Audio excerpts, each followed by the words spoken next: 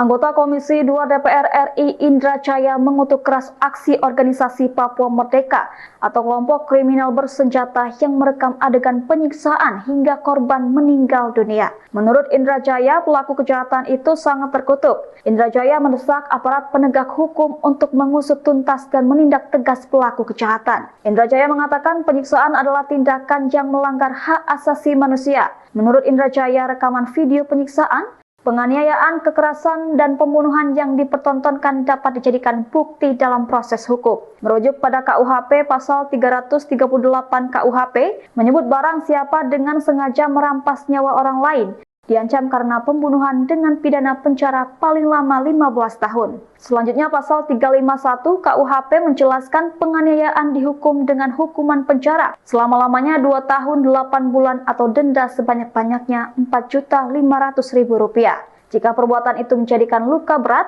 si tersalah dihukum penjara selama-lamanya 5 tahun. Jika perbuatan itu menjadikan mati orangnya, dia dihukum penjara selama-lamanya 7 tahun. Sedangkan pasal 354 KUHP menerangkan barang siapa sengaja melukai berat orang lain diancam karena melakukan penganiayaan berat dengan pidana penjara paling lama 8 tahun. Jika perbuatan itu mengakibatkan kematian, yang bersalah diancam dengan pidana penjara paling lama 10 tahun. Seperti diberitakan, KKB menyatakan telah membunuh 5 anggota TNI yang menyamar sebagai penambang emas ilegal di Kali Kabur, Korowai, Yahukimo, Papua Pegunungan. Pihak TNI pun membantah tuduhan itu. 5 orang yang dibunuh itu merupakan warga sipil.